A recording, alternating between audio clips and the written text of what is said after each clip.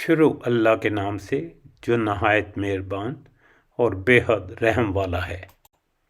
اے نبی صلی اللہ علیہ وسلم، ہم نے اسی طرح تمہاری طرف کتاب نازل کی ہے، اس لیے کہ وہ لوگ جن کو ہم نے پہلے کتاب دی تھی وہ اس پر ایمان لاتے ہیں، اور ان لوگوں میں سے بھی بہت سے اس پر ایمان لا رہے ہیں، اور ہماری آیات کا انکار صرف کافر ہی کرتے ہیں۔ اے نبی صلی اللہ علیہ وسلم، تم ان سے پہلے کوئی کتاب نہیں پڑھتے تھے اور نہ اپنے ہاتھ سے لکھتے تھے۔ اگر ایسا ہوتا تو باطل پرست لوگ شک میں پڑ سکتے تھے۔ دراصل یہ روشن نشانیاں ہیں ان لوگوں کے دلوں میں جنہیں علم بخشا گیا ہے، اور ہماری آیت کا انکار نہیں کرتے مگر وہی جو کہ ظالم ہیں۔ یہ لوگ کہتے ہیں کہ اس شخص پر اس کے رب کی طرف سے نشانیاں کیوں نہیں اتاری گئیں؟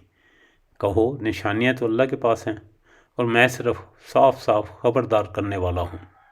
اور کیا ان لوگوں کے لیے یہ نشانی کافی نہیں ہے کہ ہم نے تم پر کتاب نازل کی جو انہیں پڑھ کر سنائی جاتی ہے؟ در حقیقت اس میں رحمت ہے اور نصیحت ہے ان لوگوں کے لیے جو ایمان لاتے ہیں۔ اے نبی صلی اللہ علیہ وسلم، کہو کہ میرے اور تمہارے درمیان اللہ گواہی کے لیے کافی ہے۔ وہ آسمانوں اور زمینوں میں سب کچھ جانتا ہے۔ جو لوگ باطل کو مانتے ہیں اور اللہ سے کفر کرتے ہیں وہی گھاٹے میں رہنے والے ہیں۔ یہ لوگ تم سے عذاب جلدی لانے کا مطالبہ کرتے ہیں۔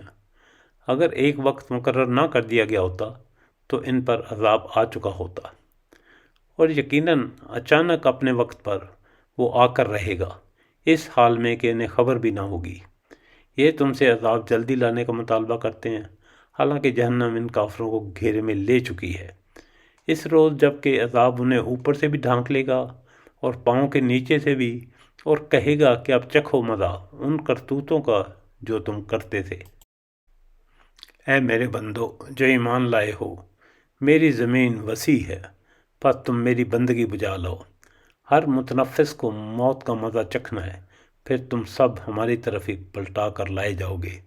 جو لوگ ایمان لائے ہیں اور جنہوں نے نیک عمل کیے ہیں ان کو ہم جنت کی بلند و بالا عمارتوں میں رکھیں گے جن کے نیچے نہریں بہتی ہوں گی، وہاں وہ ہمیشہ رہیں گے۔